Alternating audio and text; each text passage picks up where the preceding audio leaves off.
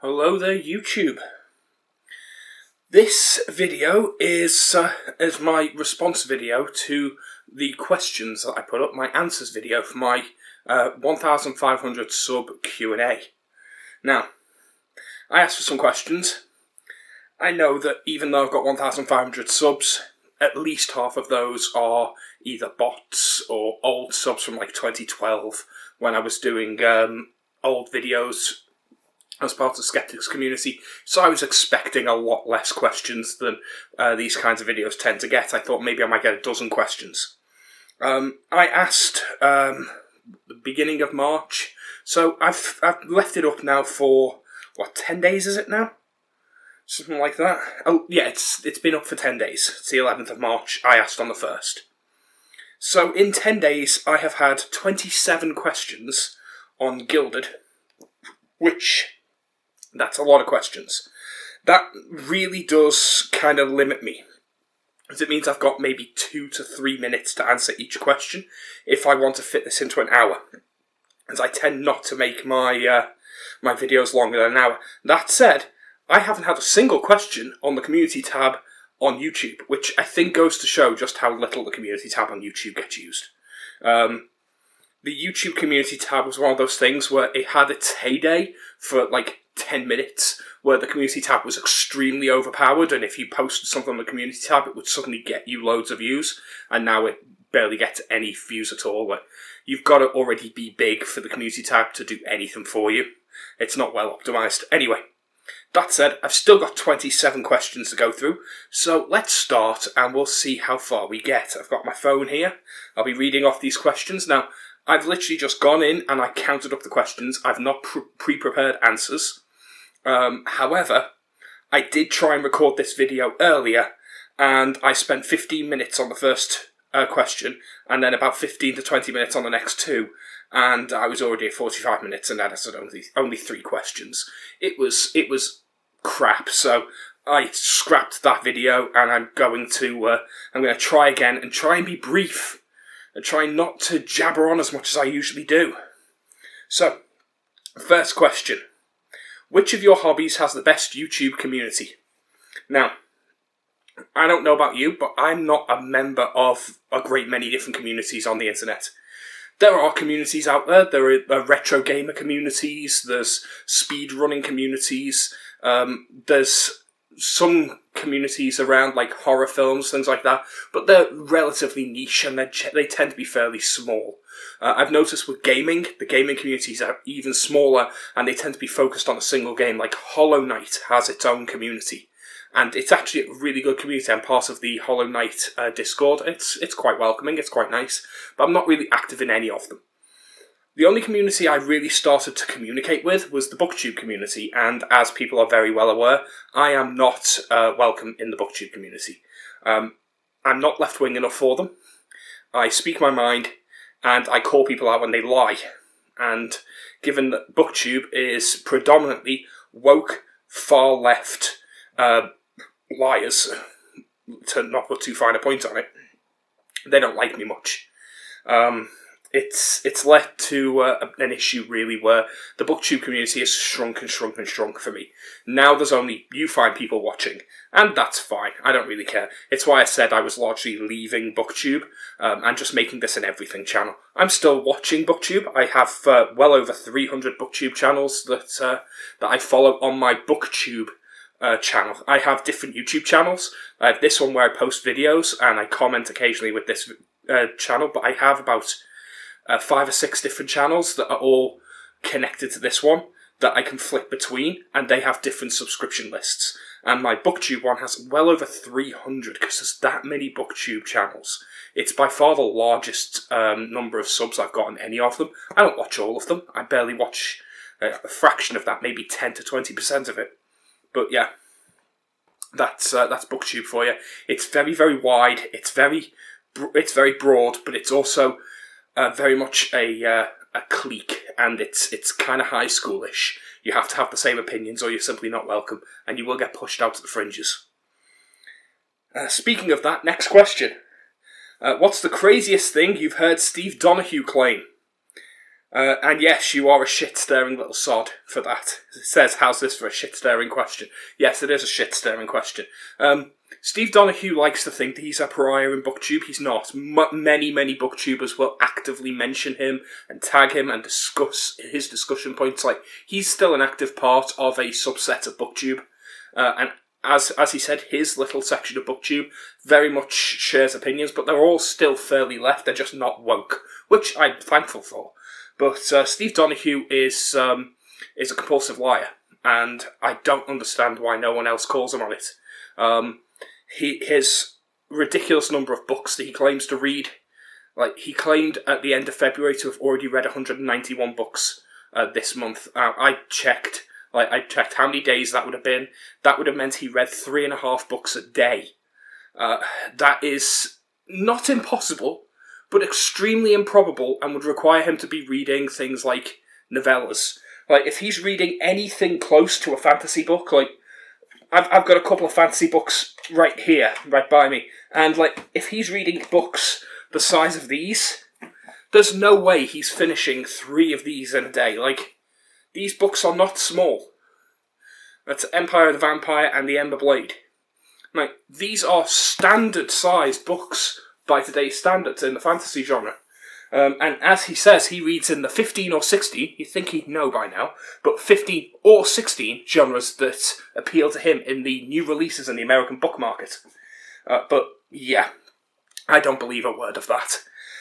He doesn't read anywhere near as much as he thinks he does, and as he actively doesn't engage in audiobooks, we know he's not doing that thing that people do where they put audiobooks on and put them up to like double speed and just have them on in the background and claim they read them. We know he's not doing that because he would, he'd say that he was listening to audiobooks. But even if he's just skimming, the sheer amount of reading he claims to do is just, it's not viable. We know for a fact that he records 1 to 2 hours of Booktube a day because of the sheer number of videos he uploads. He watches about the same amount. He watches films and TV as well because he mentions films and TV shows that he's following. He walks his dog. He also has a job as a newspaper section editor and a book critic. So he has to be spending at least some of his time writing those reviews and editing his book section. So, if he's doing all of this, how does he have the time to read all these books? It's very clear that he's a compulsive liar. But the most crazy thing that he lies about is not book-related, even though that's the thing he claims to be so focused on. It's his claims to have been like this world traveller, that he's climbed mountains and sailed oceans and he's been in every inch of the bloody world except Australia. He's always keen to remind you he's never been to Australia. And not only has he done this, he's always done this with a pack of wild dogs that just accumulate around him. The dog whisperer psychic dog thing that he seems to have convinced everyone he can do. This is nonsense. I would say the craziest one, though, was there's a story of him climbing a mountain, like an ice-covered mountain, and, like, the ice cracks and someone nearby just plummets to their death, and this apparently happened right next to him. I don't believe that story. I mean, it's plausible. Could have happened. It's probably happened to someone. I don't believe that story, though. That seems like the most outlandish, because it's the most extreme, but I can't prove that didn't happen. The obvious crazy thing is the stories of where he's gone out into the wilderness and lived for days as a wild man with a pack of wild dogs that just happened to accumulate around him. And he mentioned that in one of his long rambly vlog videos as well. That's obviously nonsense. So yeah, Steve Donoghue, like I say, he's a compulsive liar. He doesn't like being called out as a liar. He's very quick to call everyone else in Booktube a liar, but he hates it when other people call him out for lying. Now, I call most of Booktube liars as well, because most of them are liars. I actually agree with Steve on that. There are a fair few that aren't. Like I say, I subscribe to over 350 plus Booktube channels at this point. And at least 30 to 40 of them are decent. So there's a good section of Booktube that isn't liars, but it's 90% liars, I'd say. So, next question. What do you enjoy talking about more? Booktube, gaming, politics, or role-playing? If you had to pick just one. Now, I enjoy talking about all of those to a similar degree. I'd gladly talk about gaming and role-playing for hours on end. Booktube, I like to have a little bit of a moan and rant about. Books, specifically, though, if that was one of the choices, that would be much higher. Booktube, as a subject, can get old fairly quick. But politics, I could talk about politics for eons. Like, politics can encompass so much, and it's much more important than the others. Like, it actually affects your life. So, I have a lot of very deep-seated opinions when it comes to politics that I love to challenge, and I love to debate. And my political opinions have changed. Over the last few years, multiple political opinions of mine have been challenged and changed. People believe that I'm some close-minded, pig-headed person because I'm so forceful with my opinions, but if you come at me with a genuine, reasoned argument and you debate it properly, I will consider what you've said. I have changed my opinions on things that I've been very, very deep-seated and very consistent about for years because someone presented a really good argument. So, you can change my mind on these things. Next question. And yes, I've done that in, 10 minutes? That took me 45 on my first take. Right, so next question. You mentioned you do your gaming mainly on PlayStation. What made you pick that platform? PlayStation is simply the best choice. When I say I play mainly on PlayStation, it's specifically from PS4 onwards. I slipped from system to system. I've played on all different kinds of consoles. I was a Sega kid growing up. I played on Xbox. I've always had access to Nintendo systems. My brother had Nintendo systems. I had all the Nintendo handhelds, and I played on PC for most of my teen years. So I've always flitted between different systems, and if anything, Sony was the one I was least attached to from a consumer loyalty position. It's only with the PlayStation 4 that I started really enjoying PlayStation. PlayStation 3 I played in the last waning years of it, after my Xbox 360 got a red ring and I decided to replace it with a PlayStation 3. But the PlayStation 4 and the PlayStation 5 have simply been the correct choices. They have the best library of exclusive games of any of the systems. They have the largest library.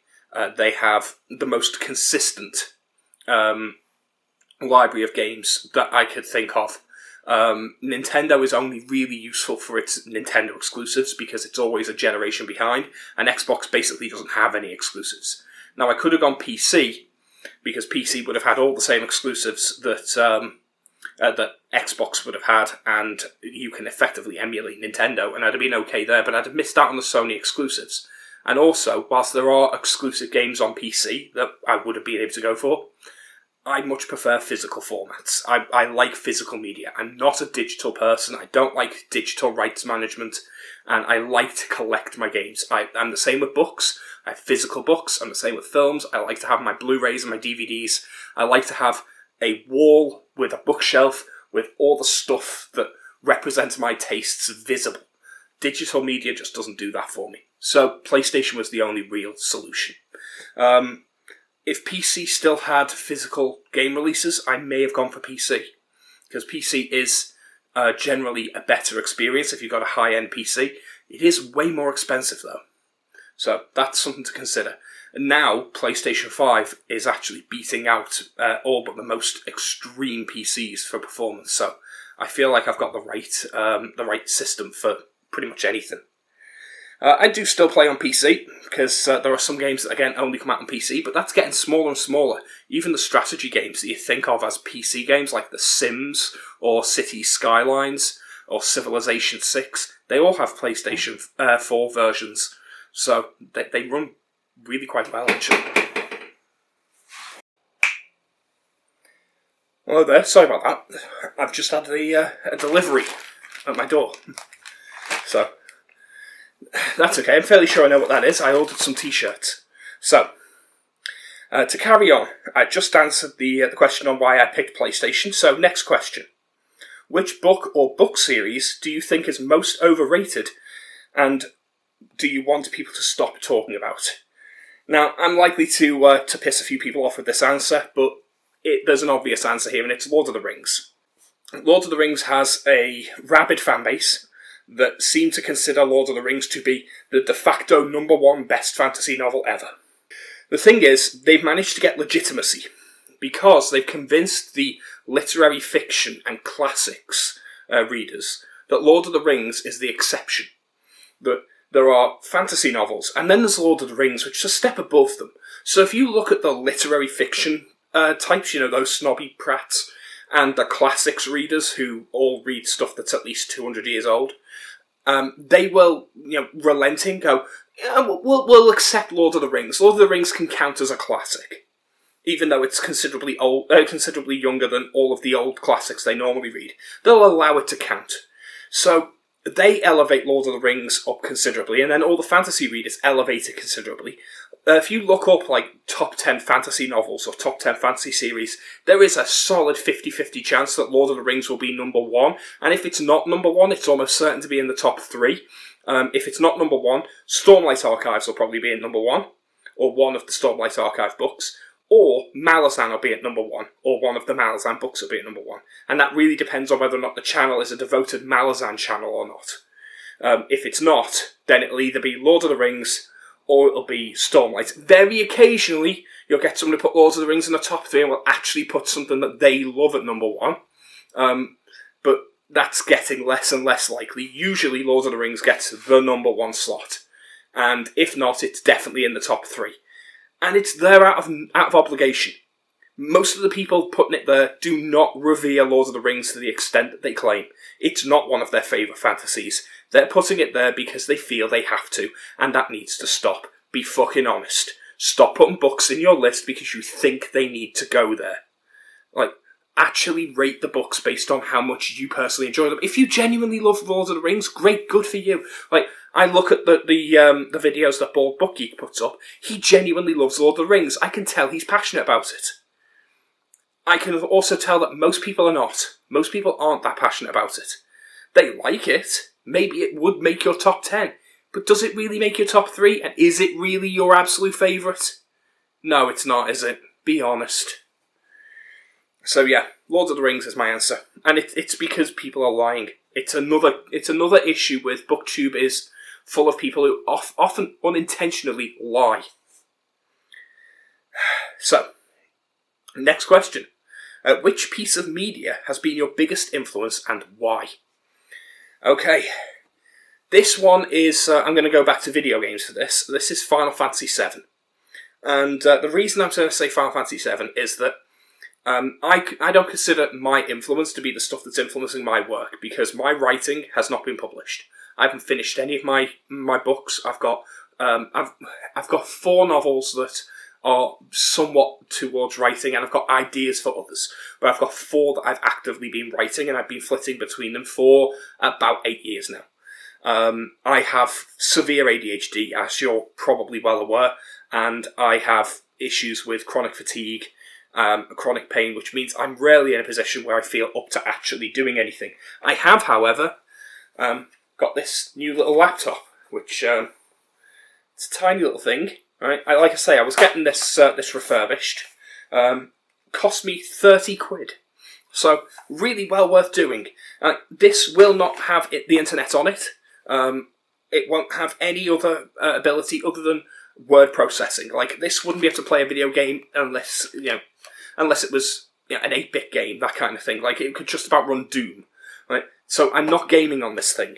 This is there so that I can do my writing. This is going to make me start writing again. That's the point of that. But when it comes to what's influenced me, I'm not going to judge what's influenced my work, because my work has not been done yet. Instead, I'm going to discuss what's influenced me as a person, what's influenced my opinions. And Final Fantasy VII is the one that's done that.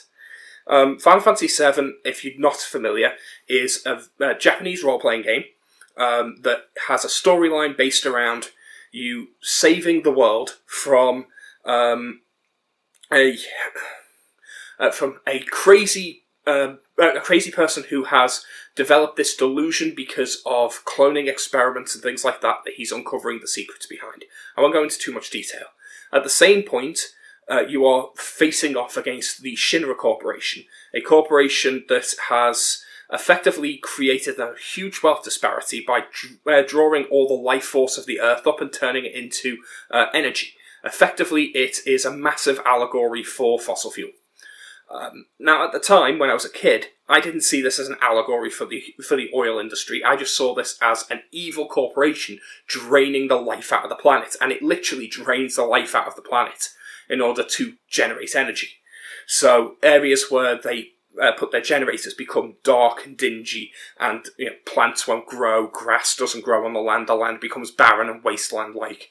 The cities become very, very almost diesel punky, which I liked as an aesthetic.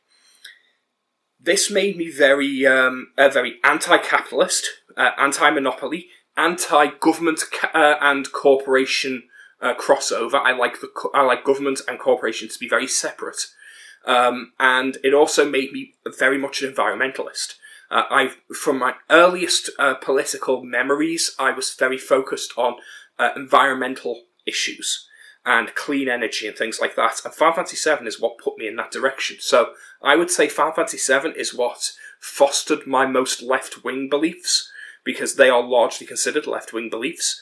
But those beliefs have, while they've changed over time, they've not changed considerably. They're still similar to how they were when I was a child. So it's had a huge impact on what I've looked into, what I've thought about, and what I've decided matters to me. Okay, next question. Who was your first fictional crush, if you had any? I didn't really have any fictional crushes. It's an interesting one. I've seen a lot of Booktube channels where some of the girls will talk about their book boyfriends and things like that. Now, I don't really understand all of that. For me, I instead had crushes on celebrities. I would find that I was a very visual person. I've always been fairly visual. So if I see someone who has something interesting about them visually, I become particularly attracted in them.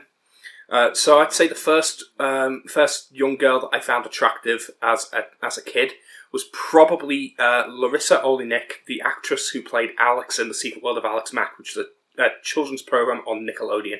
That was probably the first time I found someone who I developed a real crush on.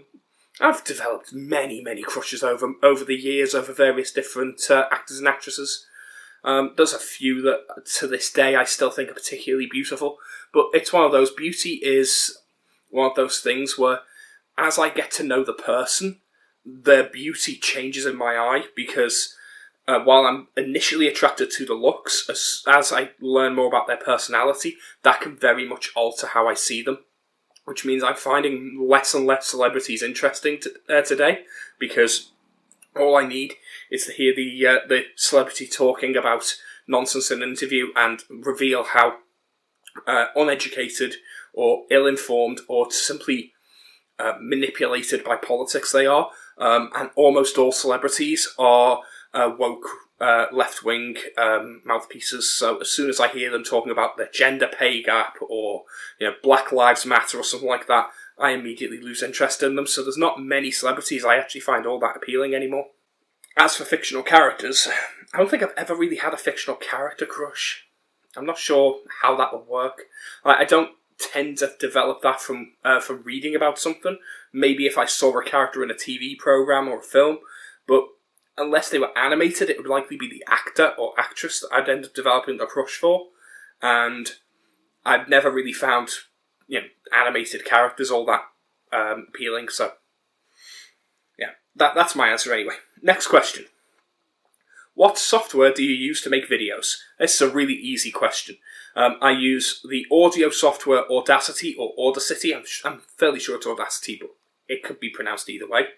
To record, to edit and filter my audio, because this camera, which is a Sony Handycam from about 10 years ago, has one of the worst microphones ever. The buzz and background noise this thing picks up, it's like I'm recording in a hurricane.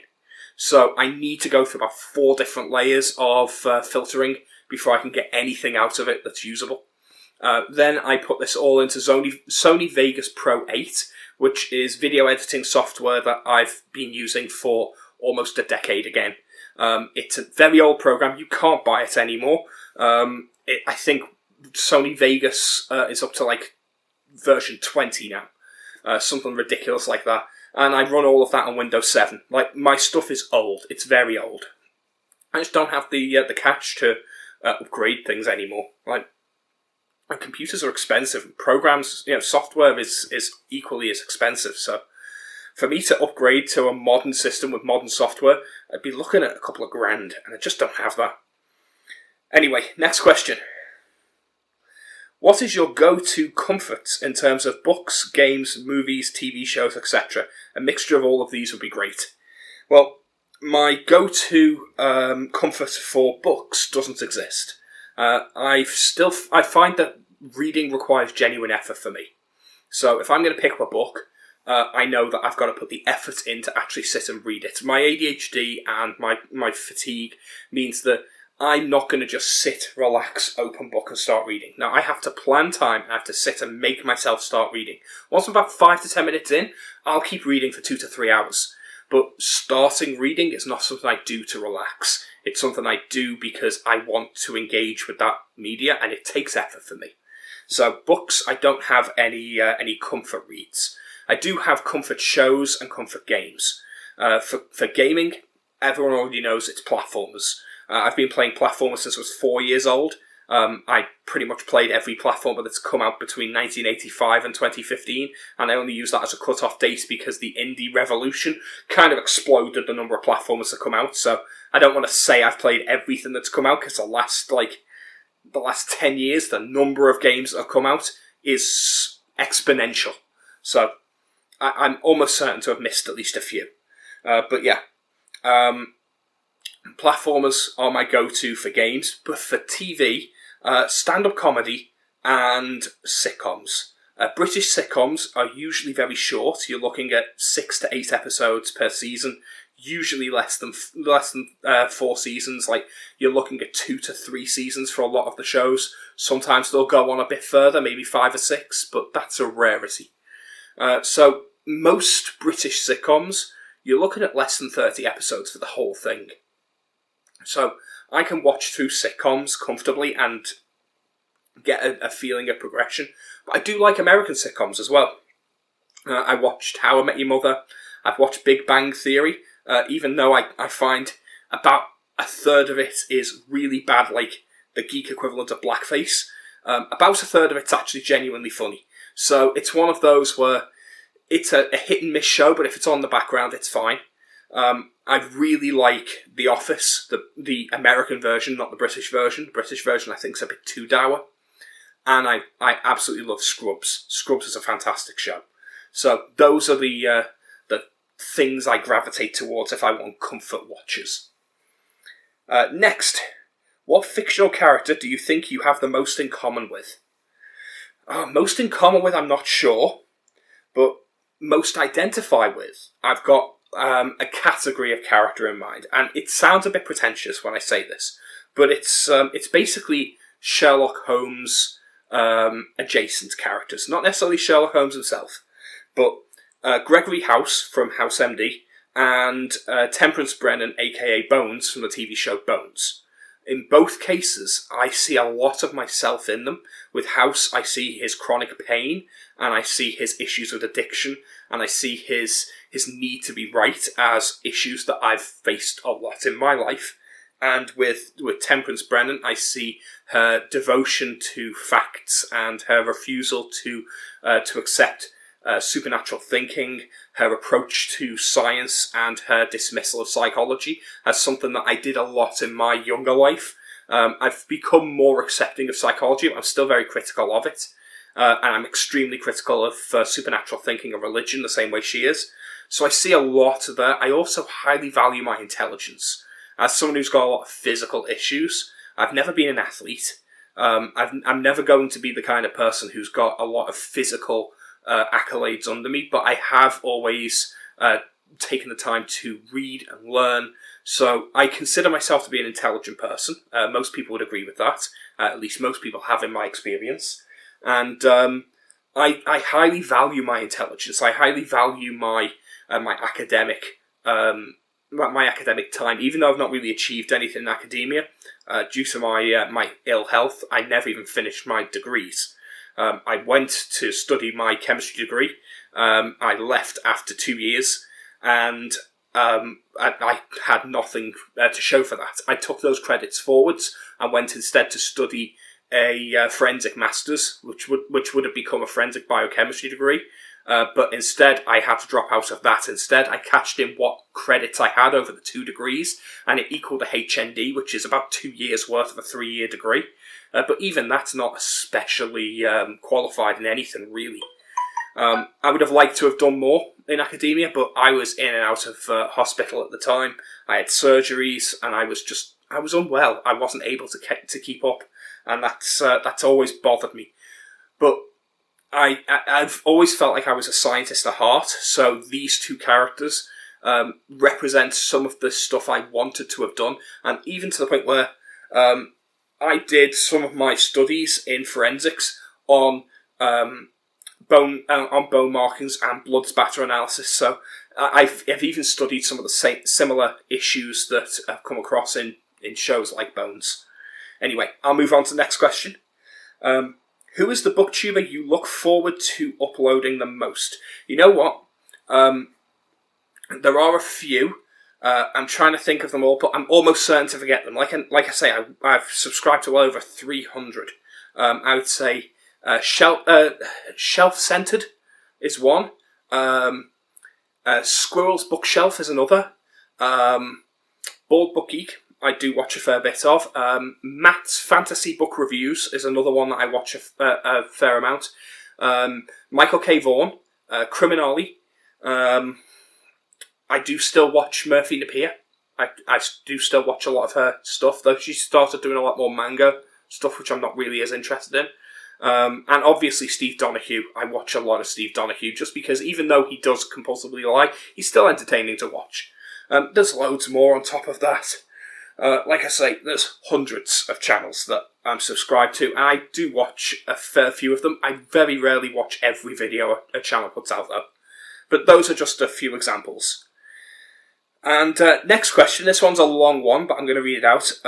It's coming up to the 5th anniversary of John Bain, aka Totalbiscuit's death. I had the pleasure of socialising with him a little back in the Planetside days, and I miss him a lot. How much of an impact do you think he's had on the internet gaming community, and do you think the community or the industry on a broader scale would be in a better position if he were alive today? Well, of course it would be in a better position. Any death diminishes everyone who knows that person and makes the world a worse place, frankly. And John was a great guy. Totalbiscuit was a great guy. Like, he was a nice guy. He was very devoted to defending gamers and the games industry from the position of the consumer. He was a good consumer rights activist, and he was very much devoted to putting his opinion out there and making sure that it was trustworthy. He devoted a lot of time to making sure people knew how trustworthy he was and how he couldn't be bought. And I appreciated that from him. He didn't share my taste in games. He was very much a PC gamer. He played a lot of strategy games, he played a lot of simulation games, and he didn't like platformers. So his opinions weren't really that useful to me, because we simply didn't like the same genres. So I didn't find his reviews to be all that watchable for me, but I appreciated what he did. What I will say is I'm very disappointed in his supposed friends and even his wife for what they've done to his legacy, because sadly, he's had almost no impact on the gaming community and games industry now, because all of what he worked to achieve has been largely undone by all the woke activists shouting about how gamers are bigots and racists and sexists and how they're all violent and all of that nonsense. Even people who used to be on his podcast, like Jesse and Dodger, say the same thing. Jesse's become completely woke. His own wife has continued on his podcast and says the very things that he used to argue against when he was alive. The fact that the people closest to him have shat all over his legacy is a massive shame, and they should all be ashamed of themselves. But that's what I think on that. Yes, Totalbiscuit is someone who I appreciated, and the world's a lesser place without him. Anyway, next question. Are you familiar with the Warhammer Chaos Gods, and if so, which is your favourite? I am familiar with the Warhammer Chaos Gods. I did play Warhammer Fantasy back before it became Age of Sigmar and was completely ruined. Warhammer Fantasy is a setting I actually really quite like. The Chaos Gods, however, are an issue for me. Khorne and Slaanesh are fine. God of battle and war, that makes perfect sense for medieval edging on Renaissance culture. And a god of lust and sex, yeah, that makes perfect sense. As corruptor gods, they make perfect sense as well.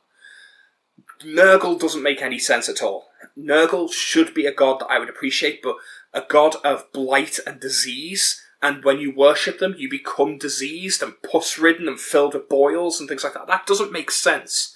And it wouldn't take much for them to change Nurgle to make it make more sense. Like, maybe if someone became diseased, they turned to Nurgle, because Nurgle took the pain away for people who were diseased. So, Nurgle's followers tended to be disease-ridden, not because Nurgle granted them diseases as a reward for following them, it makes no sense, but because diseased people who were chosen by Nurgle were given the strength to overcome their illnesses, so all these bloated, disease-ridden people somehow clung on to health through the power of Nurgle. That would make so much sense. And then you could have Nurgle as a god be the god of blights and diseases that you pray to prevent blights, diseases, famines, things like that, and that the followers could use as a weapon. It's like they become so immune to it that they can use them as weapons against their enemies. Now we've got a Nurgle that makes sense, and it's not much of a change. Now, if that was Nurgle, Nurgle would probably be one of my favourites, because it would have a level of depth to it. Instead, I'm going to go with Tzeentch, because the god of change, the god of magic and chaos, that's pretty open-ended. You can do a lot with that.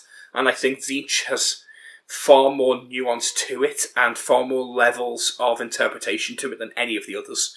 So I'm going to go with Tzeentch. Though Nurgle, if I'm allowed to rewrite it to be my version, is the one I'd go for. So yeah, that's how I interpret them. Next, what are your all-time favourite TV shows? Ooh, now you put me on the spot here. All-time favourite TV shows, I've got a few. I mentioned Bones. I really do like Bones. It's a good long-running procedural show. Sci-fi wise, I love like classic Star Trek. Like Next Gen through to Voyager is my preferred area. Everything after Voyager I consider non-canon. It can all fuck off. It's all been ruined. And anything before Next Gen, it just hasn't aged well. So that's my favourite area there. I love the Orville. The Orville is, Trek without the name. And Firefly. Firefly is one of my all-time favourites. Firefly is probably my favourite TV show of all time. Another show that I really love, and again, I know, because everyone always brings it up, just stop at the end of Season 6, Game of Thrones. Game of Thrones is a fantastic TV show, and it is as good of a TV show as you can get. It's not quite as good as the books, but it never was going to be unless it was given 20 seasons, because it would have been too complicated, and even then the pacing would have been off. So, yeah, Game of Thrones is fantastic, but when it starts delving into fan fiction bullshit, we can just ignore it from there on. So stop at the end of Season 6, that's as far as you need to go with it, and you can just assume that that's like a soft ending. That works for me. 3. This is the third question from one person, because one person's asked multiple questions. What is the most overrated city in the world? That's got to be New York City, hasn't it? Think about it. New York is a city that the majority of TV shows, films, etc. is set in. Many books are set in it. New Yorkers think that they're the centre of the fucking universe. It is treated like it's some kind of central hub for the entire world, that everyone wants to be there, and there's nowhere better than New York. And New Yorkers genuinely believe it. I mean, Americans genuinely believe that no one wants to be anywhere other than America. And then New Yorkers believe that all Americans want to live in New York. You couldn't get a more conceited city if you tried. So yeah, New York, gotta be. Like, not to say that there's nothing worthwhile in New York, just that it's by far the most overrated. It can't be that bloody good. Though I would say both London and Paris are up there. Right. Number 4 from this person asked 5 questions, by the way. Right. Number 4 from this person. What must-read author doesn't get enough attention on Booktube? Honestly, I'm not sure I can answer this one. I don't think I've read enough to be able to say what must-read author doesn't get enough attention on Booktube. There are a few fantasy authors that I would like to see get a little bit more attention. There's a few sci-fi authors I'd like to see. I mean, I'd like to see sci-fi and thrillers and that get more attention outright. Fantasy is largely overrunning other genres at this point. It's by far the most popular on Booktube. And then the more literary group, they are very focused on classics. So you get a lot of people talking about the same things. Like, you'll get a lot of people talking about, like, Tolstoy and Austen. So there's the same people showing up all the time. Brandon Sanderson gets so much coverage in fantasy Booktube that there's no need to talk about him anymore, frankly. He's had so much coverage. Same with Stephen King. There's at least 3 different channels I know of that are actively doing a chronological read-along of Stephen King, which is something I would have loved to do, but it's being done by so many people at this point. It doesn't need to be done again. I would say if we were going to touch one author, China Melville would be the one I'd go for, who wrote Perdido Street Station. I would go with Perdido Street Station, King Rat, and The City in the City. Read those 3, tell me what you think. An author that not enough people are reading. So yeah, that's my answer. 5. Which D&D class is objectively the best? You're just trying to get me flamed now, aren't you? Okay, so first of all, objectively the best. That's a difficult one to answer because objectively doesn't really exist in D&D because there's too many different parts of D&D. There's the exploration, there's the combat, and there's the storytelling aspect. And you can approach them all from different perspectives and see where exactly you want to be. But if I was going to pick just one class that objectively can work in all 3 arenas of a standard D&D game, I'd go with Cleric. Clerics have enough utility magic and enough range that they can generally explore and do various different things without too much of an issue. They can gain access to spells that allow them to get more utility over a lot of other classes, with the obvious exception of Wizard. Wizard has way more utility. However, Clerics can also get a decent amount of close combat ability, which means they can be wearing heavy armour, they can be using a decent weapon, they can get in close and they can do a decent amount of damage. And because they've got a lot of healing magic, they can generally heal themselves. And I would put them ahead of the Paladin because the sheer amount of magic that they have allows them to be more frivolous with it. When it comes to role-playing, Clerics have an immediate position of authority. As a cleric, you already have a temple that's going to support you, a god that places you somewhere in the world with authority, followers, people you can talk to. You show up at a town, you can immediately go to your temple, find a monastery, find a paladin order. As a cleric, all of these people are going to want to help you. You've got ways in with all the different people. You could offer blessings to nobles. You can get in with various different places. You play a war cleric, you've got reasons to be involved in the military. There's so many different ways that you can play a cleric that allows you access to various different parts of the game, that clerics end up becoming one of the most rich character concepts without too much effort. You can do it with any character concept if you try. Clerics require the least effort, I'd say. So that's why I'd call them the most objectively not necessarily overpowered, but the objectively easier to play class. Whether or not you consider that the best, it's up to you. Okay, next question. Who is your favourite historical figure and why? You know what, I don't think I've got one. Favourite historical figure? I would honestly have to really think about that and get back to you, because I don't really know of historical figures that I think are really inspiring. I like looking back at history, but there's no people that I admire or look at as being particularly special. So I can't really say. If I think on it really deeply, like, I suppose Mark Twain. Mark Twain is someone I particularly look up to and think highly of. He's a well-spoken, very literate, very capable skeptic, and a champion of egalitarian thoughts and a way of thinking. Like, he was very critical of like racists and racial thinking at the time. He was very critical of religion at the time. So yeah, I think Mark Twain is someone I think highly of. Whether or not he's my favourite historical figure or someone I most look up to, I can't really say, but that's as good an answer as any. 2. What's the deal with 2D platformers? I just like them. They're just my thing. Like, I've been playing them since I was 4. That's what I grew up playing. It's kind of like playing music for me. It's like a musical instrument. Like, I enjoy the relaxation that it offers for me. And I get into this zone with the gameplay where it just feels special. It feels like I've got this space around me where I can get rid of all my worries for the moment, and I can just focus on the pure pleasure. Like, it's intrinsically fun for me. So that's it for me, really. I don't know what else to answer. Hopefully that answers the question. Next, if you could change the school curriculum, what vital thing would you make kids learn? Honestly, I would completely upend the school system if I got the chance. The way schools are at the moment, we learn far too many things that are useless for the average person.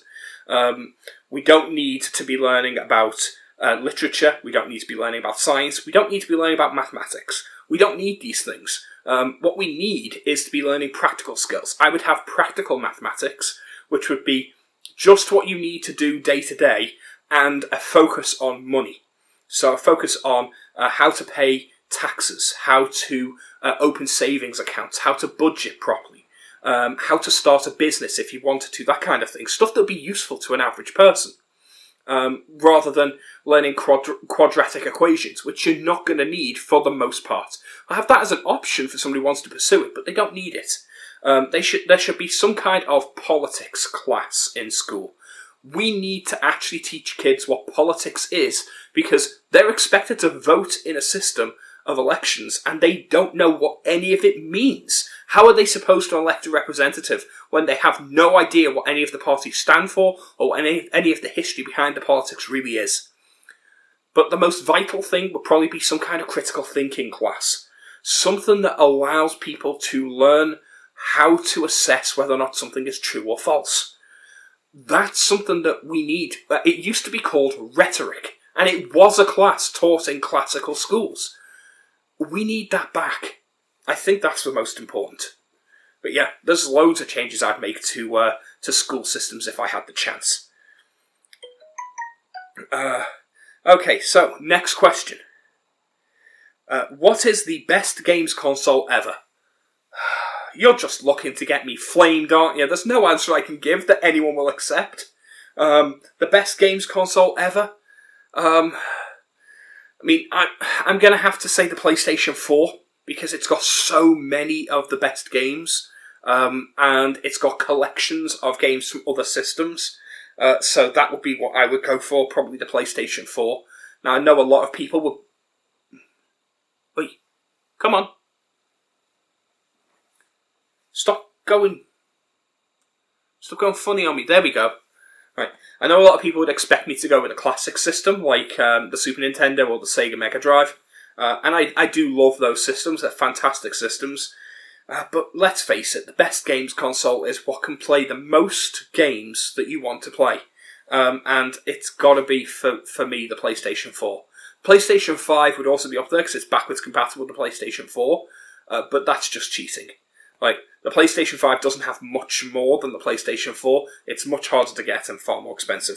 So at the moment, PS4. PS5 will likely replace it when enough things of value have released on it.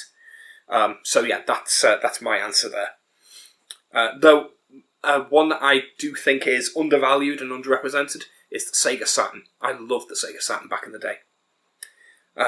Next, what book series would you like to see adapted into a video game? Oh, God. I know that it's one people have talked about a lot, but I do think the Stormlight Archives would work really, really well as a video game series, simply because of the way that the combat is described and the way shard plate and shard weapons are described in the book series. I think that would work really, really well. So, yeah, that's probably my answer. Next. Have you ever seen anything supernatural, something you can't explain? No, never. I have seen plenty of weird things, but all of them can be explained through things like personal hallucinations. I get a lot of chronic fatigue and chronic pain. I get migraines. They can present with hallucinations. So yes, I've seen things I can't explain, but I can explain them by me being an imperfect human being with an imperfect brain that is prone to hallucinations. So no, nothing that would be supernatural as the most likely response. Supernatural things don't exist. By the very nature of the term, supernatural is not natural, and all things are found in nature. All things found in nature are natural, by their very definition. So, no. Next question. Which country do you feel has the best literature? I'm not well read enough to answer this question, really. France and Russia have some really high-profile literature, but it's fairly limited in scope. There are a few really, really big names that get mentioned in classics all the time, but I don't see much of it modern day. I don't see a lot of French or Russian modern literature being translated. It's all classics from 200 years ago. So I'd say it's a toss-up largely between Britain and America. Japanese literature has a lot going for it. I've seen a lot more Japanese literature starting to make its way across the way and being translated into English. I can't judge other countries because I only speak English to a degree where I can actually use the language. So I'm very biased in this regard because I'm judging the best English language literature. So obviously Britain is going to come out on top, though America is also very, very strong in this regard as well. It's hard to say which is better. If you're more in favour of classics, Britain knocks America out of the water with ease. But if you're looking at modern literature, there's a lot of great stuff coming out of America. And it's coming out at such a rate that simply by virtue of the fact there's so many more American writers than there are British writers, I think America may well overtake Britain very quickly. So, next question. I have two questions. I hear a rumour that Sony are planning to buy Hasbro. What do you think of this? I've not heard this rumour, and I don't think it's likely. The reason being is that Hasbro is valued at somewhere around $7 billion. I know this because I recently looked it up for the D&D videos that we were talking about. Now, Sony has been going on an acquisition stint at the moment. They've been buying up a lot of stuff. They bought up Bungie for a little over $3 billion. I think it was about $3.4 billion. They bought up Crunchyroll for around $1.2 billion. And they've bought up other companies as well. But very rarely will they spend more than $2 billion on an acquisition. Now, most people looking at Sony recently have said that they've probably got about $5 billion budget left on acquisitions, which means that Hasbro is likely outside of their budget. Hasbro wouldn't be a bad choice. It would give them things like My Little Pony, Barbie, Transformers, G.I. Joe, and, of course, all of Wizards of the Coast, which would mean D&D and Magic the Gathering, would all then be under Sony's control. They would be able to use that to make films. Like, they'd be able to use it to make video games. They could do a lot of stuff with that. Like, the universes that they've got there would be usable and would be valuable. But I don't think it's something they're going to go for. If anything, the most recent reports from Sony indicate that the companies they're most interested in is Arc Systems, which makes the Guilty Gear fighting game. They're interested in, I think it's MiHoYo, the company that makes Genshin Impact. And they're interested in From Software. which they're currently in a bidding war with what's that big company, that big Chinese company, Tencent. Currently in a bidding war with Tencent. Both Tencent and Sony own a significant amount of From Software shares. So it's going to be touch and go as to who can get voting shares and claim ownership over From Software. From Software look like they're trying to avoid selling to Tencent because I don't think they want to be owned by a Chinese company. So it's probably going to end up being that Sony will eventually own From Software. If so, that'd be a great purchase for them. I think that's way more likely than Hasbro. That doesn't say they won't, but I think Hasbro's a big purchase. I'm not sure they're ready for that yet. Next. Do you agree with critics that streaming services are dying and the golden age of TV is over? I do, yes. I think the streaming services are dying, and I think that it's largely for three reasons. One, streaming services are getting more expensive. Two, they're getting more fragmented because more and more things are being taken away so that different companies can start their own streaming services, making every single one diluted and worth less. And three, every bloody TV show right now is woke as hell, which means no one actually cares. People don't hear an announcement for a TV show and get excited anymore. They get filled with dread because they'll announce a TV show based on a book or a video game, and people's response will go, oh no, they're gonna ruin it like they did the last 4 or 5 shows that I wanted them to do well and they ruined. So that's how people look at these shows now. They don't see it as a great thing. They don't look at an adaptation with excitement. They look at it with apprehension. And that's a bad sign. The golden age of TV was right when Netflix was the uncontested streaming service. You know, when the Netflix Marvel shows like Daredevil and shows like Breaking Bad were big. That was the golden age of TV, and it's over now, I'm afraid. It just is. Doesn't mean it won't happen again. It might. And the final question. What is your favourite comic book character, and why is it Spider-Man? Well, first of all, it's not Spider-Man.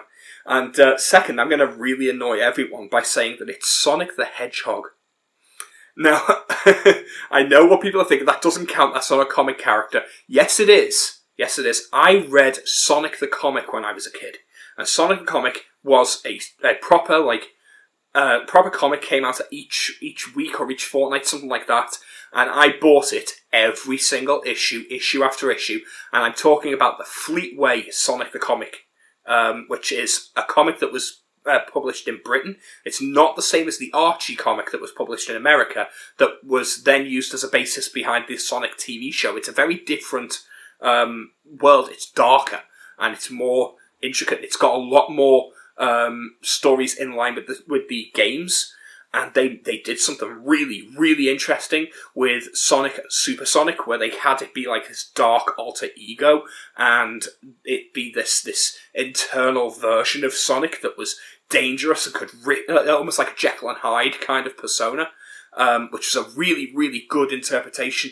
And that version of Super Sonic has always been one that I've really enjoyed. So that's my favourite comic character, is evil Super Sonic from the Fleetway Sonic the Comic.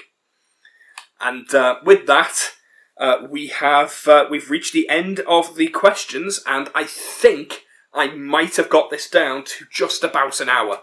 So I will see you guys in the next video. Thanks for watching. Bye.